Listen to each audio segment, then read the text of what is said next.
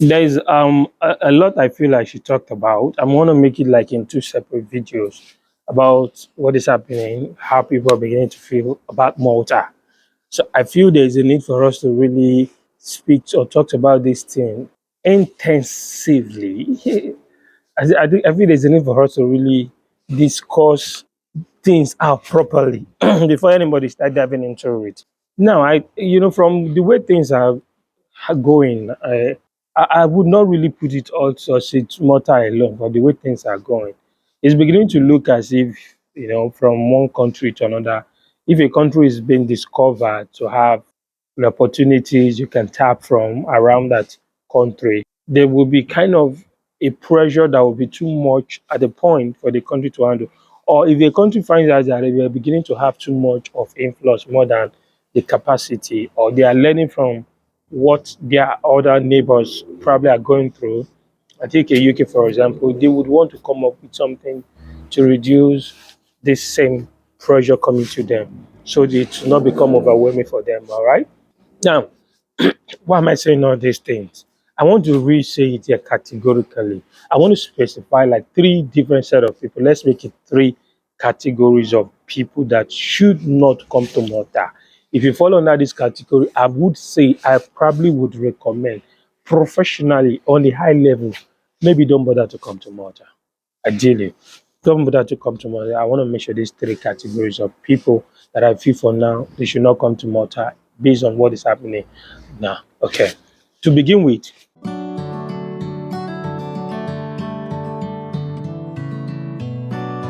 I would always appreciate those of you that have been behind me. We are growing, and I thank you all for the support. I won't say too much, but I just would implore you to. You can click on the subscribe buttons, notification bells whenever I put out your videos. You'll be notified in case maybe it's a one of content that you might really love to listen to. Now, the reason I'm doing this is that, unlike the way when we came last year, it's not like I've done too much. But one thing that had been really helping me, I would say two things really have been helping me out. Okay, three things have been helping me out. Three things have really been helping me out to cope with whatever challenge or whatever things that I may be experiencing or facing in Malta.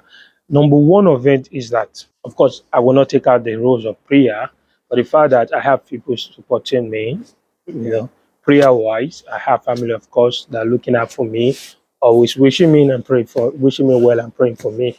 That one is there. I will not take at that fact. So has also been one key for me. People really loved and they wishing me well. Second of all is the fact that I have the opportunities to that I've worked with someone. I keep saying that I've said that a couple of times in my previous video, the early stage, that I have a relationship with someone who is in this traveling consulting business. Like I'm more of traveling agent, and I kind of partner with them. I register my business name. So the things we've done, the experience we've had, failures, approval, refusal and approval, all those things, those things, they've really equipped me to prepare my mind on what to expect. So I don't put myself on that pressure to expect too much, and I know what it means. I have seen so many things for the fact that whenever things happen, I know how to absorb them. I know how to react. I don't let them really overwhelm me because yes, it's kind of something you've been familiar with, more like a business. So you should know that regardless, you might do 100% of something, and in the end, things didn't really work out the way you expect. Okay. Three is the fact that I prepared myself after so many failure. I prepared myself that okay, whatever the outcome, this is what I will do. This is what and truly God has been helping me. So the kind of levels of preparation to has really helped me. I prepare myself to accommodate, accept whatever the things that I face. I am just absorbing them and knowing that what is keeping me going and what has been making me relaxing, or what has really make me shake off whatever challenge I face in Malta, is the vision in front of me. There are things I've planned by His grace for myself. So each time I want to back out, or each time I'm feeling I'm losing out on that strength to hold on, I remember that stuff and I keep myself, don't worry about now, think about what is coming next. Those are the three things that have been really helped me. So sorry about all this long story. Now let's dive right into the main categories of people that I feel you should not come to Malta this time around. Number one, if you're a family person, number one, if you're a family person, and there's a reason for you to like you want to travel with your family, if you know you might not be able to stay away from your family for a longer period of time, you have wife and children, you might not be able to stay that away maybe for at least 2 years. 2 years logically. If you cannot distance yourself from your children for at least two, or your children and your wife for at least 2 years plus, it's not ideal for you to think of coming to Malta because family reunification to Malta is strategic kind of. If you do not understand how the system works, if you want me to remodify a videos I did about family reunification, there's something I've understood now about it properly. So if you want me to remodify that videos, do something to re-explain better, you can leave that in the comment section, okay? But now I'm trying to tell you that family reunification to Malta, it is not something that you can, if you do not understand it properly how it works, you might not reunite with your family as fast as you want, okay? Because there's a salary threshold, and those salary threshold is not something you can just jump onto and start getting because of the minimum wage does not even really match up with the salary threshold.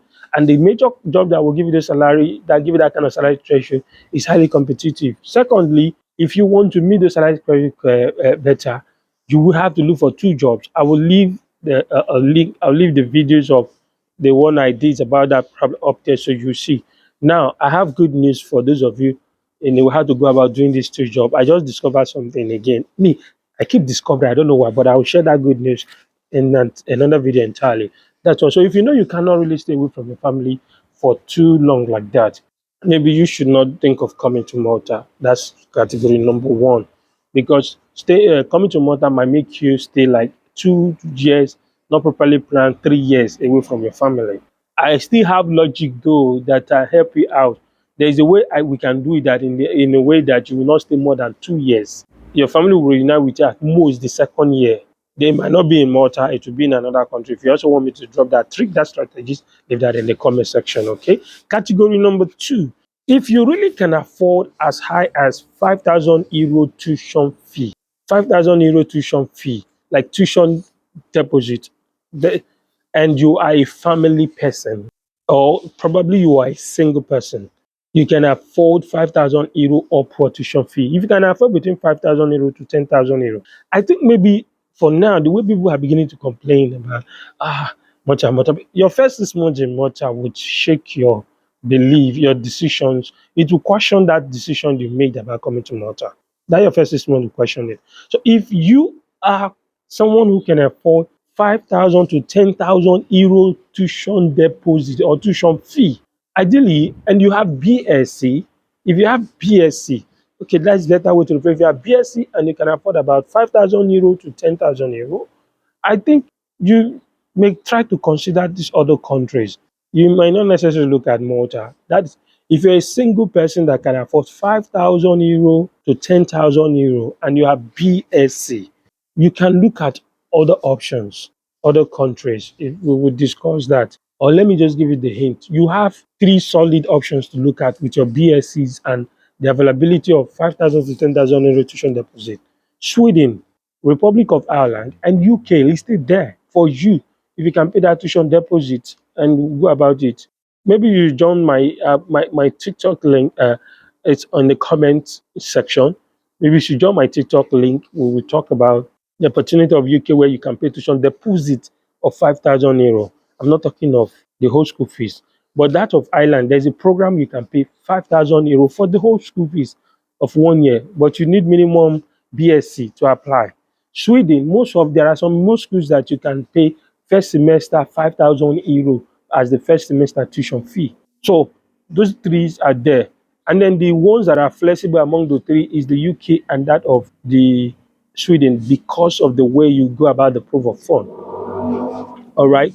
So, but if you are a family person, you can pay 5,000 euro tuition deposit or tuition deposit or first semester school fees, and you can afford as high as 12,000, 10,000 to 12,000 euro. I think you can consider other countries. So you don't come and be saying It is because those of us that are putting out content that Malta is a good place to start. Malta is a good place to start, and then there are probably the benefit what we enjoy last year. You might not. I think those things are beginning to change now. So you might need to reconsider. If you can afford as high as 12,000 euro, then that money is enough to take care of you running a family package, maybe wife and two children to UK, about 8,500 euro. Then the rest out of 12,000 euro will take care of your living expenses.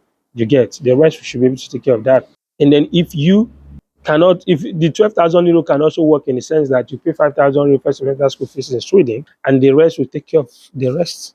They know how to survive. So from 10, 12 to 13 to 15,000 euro, then can consider some other country. Category number three is two in one kind of. If you're a very mature person that is from 40 something or years upward, and you know it will look embarrassing for you to come and see yourself do jobs like in the hospitality sector, waiter, barman, kitchen help.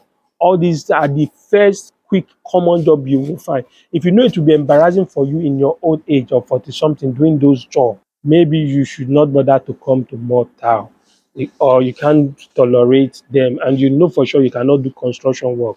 You are a mature person, either married or single, from 40 something years upward. Those things you cannot do them. All these hospitality, waiter, kitchen, helper, security, all those things you can't do it. For people in such an advanced stage, 40 something years upward, maybe the only thing you might be looking at to tolerate would have to be probably the security. The security here in Malta is looking more like a skill job. You're kind of respected because you don't get it easily. You go through a process, you go through your training, and then you apply for your license that will take 2 months to come out. You do your police character from Nigeria, from your country, home country, and you do the police character here in Malta, and then you apply. Then even now, it's as if the security jobs now are beginning to get too exposed that at the point now, it's now looking very competitive. It's like a lot of us are beginning to chase it. It's not like as quick as getting the job as quick as it used to be now a few months ago, because most of us talking about this thing, we are exposing too many of the things that it increases the numbers of people going towards these things, and is making it highly competitive. So even the security is not something you get faster. It's something that might take you 2, 3, 4 months to get.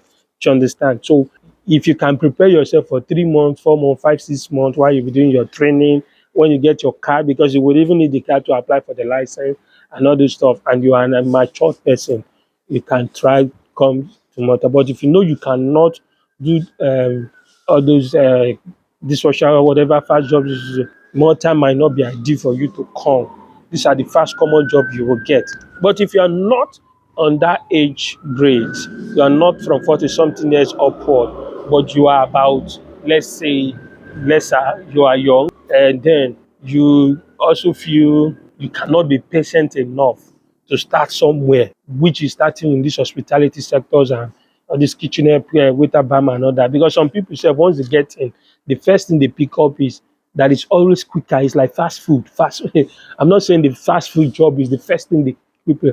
The fastest job they get easily, even without documents, sometimes is the construction.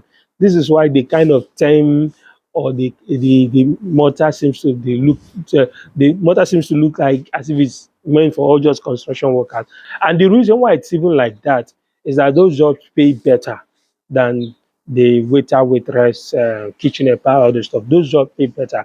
Those jobs really can help you get money faster than all these waiter. These hospitality sectors often placed you on the minimum wage. They often placed on the minimum wage.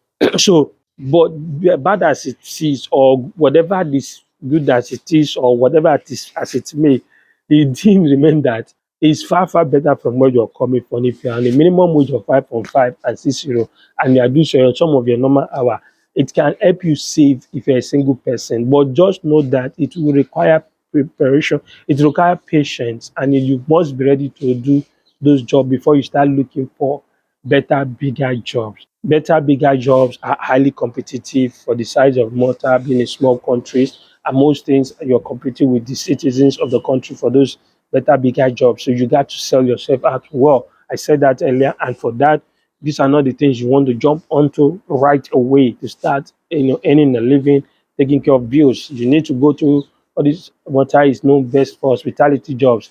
Please, I'm going to do a videos after this one to let you know now is if water is really becoming hard to come to or hard for international students. All right.